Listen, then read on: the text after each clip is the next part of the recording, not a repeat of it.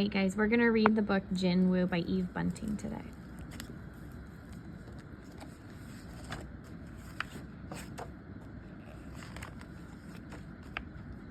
When we get the phone call, Mom and Dad cry. Mom hugs me. He's coming, David. I'm so happy. He's coming when? I ask. Tomorrow, early.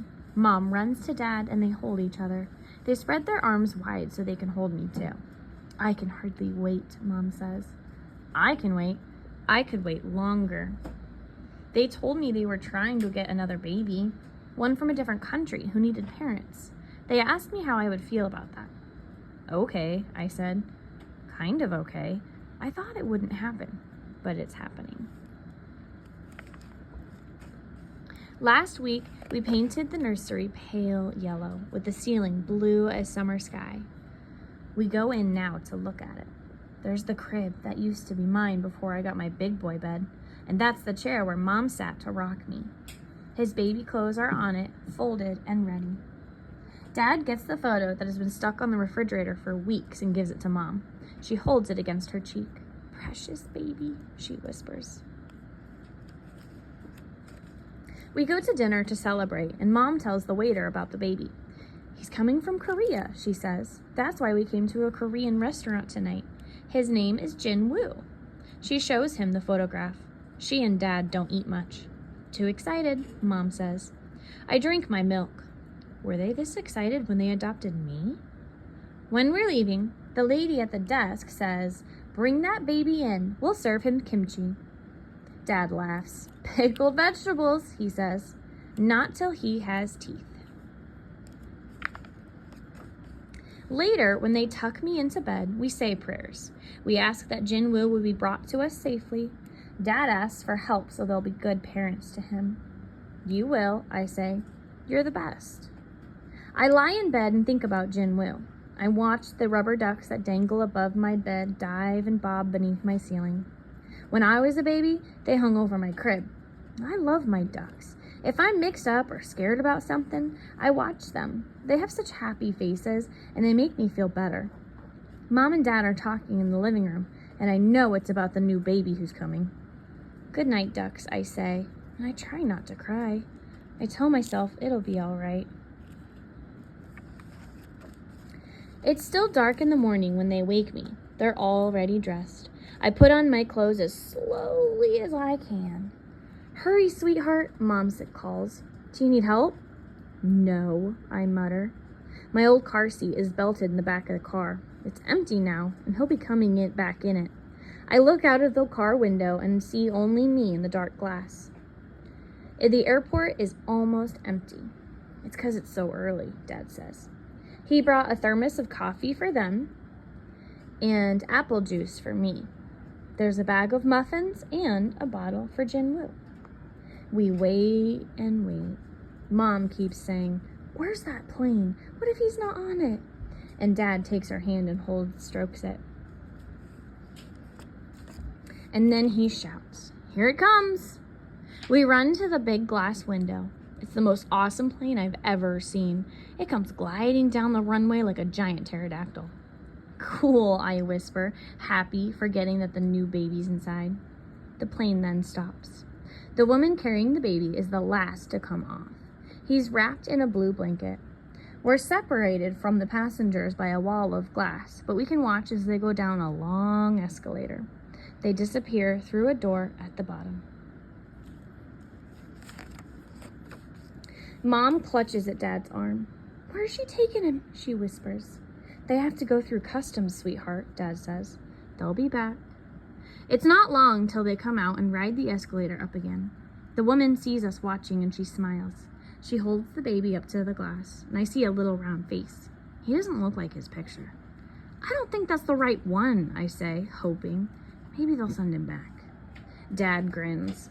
He's changed since the photo. He's 5 months old now. Then the lady frees up one of his arms from the blanket and makes him wave to us. We wave back. Mom is sobbing out loud. They're leaning so close to the glass that it's getting blurry with their breaths. My stomach hurts. We have to wait some more to sign papers, and then the woman gives the blue bundle to Mom. Here he is, she says. He looks sad, as if she doesn't want to give him up. He was so good on the plane. I escort a lot of babies, and this one is exceptional. Do you hear that? Mom coos it to Jinwoo. Oh, you're so exceptional. And she kisses his fat little cheek. His name means happy jewel, the woman says. And here, she gives Dad a box. This is his handbok to wear on his first birthday. It is traditional.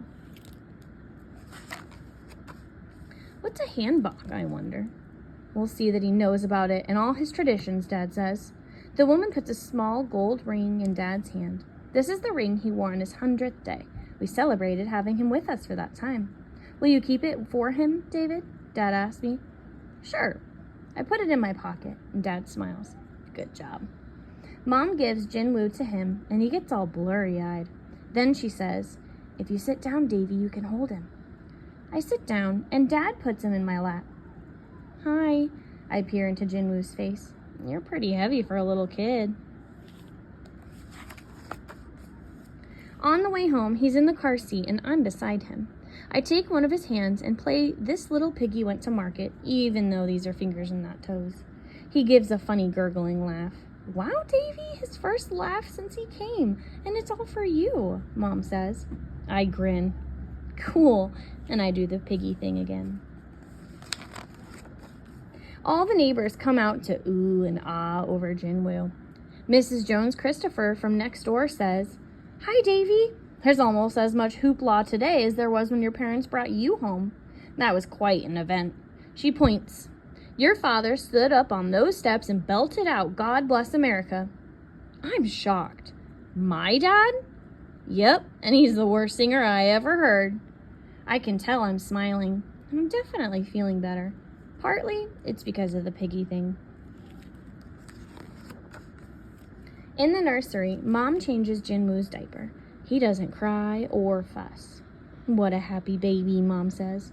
She and Dad say, Look at his darling chubby legs. Look at that chubby little belly. He's chubby, that's for sure. We take turns kissing his chubby little belly. He smells nice. Then Mom says that the baby must be tired after his long trip, so she lays him in his crib. Dad and I open the box. Inside are tiny satin pants and a bright blue jacket with striped sleeves. Mom smiles. Oh, he's going to look so cute. She sits in the rocking chair and takes a letter from her pocket. Davy, this is a letter from Jinwoo to you. I look at the envelope. Nah, he can't write yet.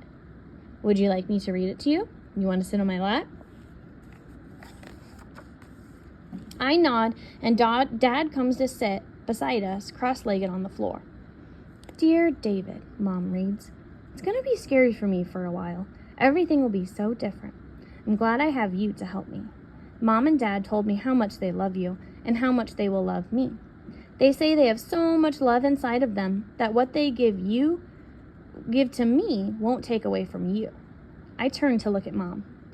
Really, truly? Really, truly. That's the way love is. She looks at the letter again.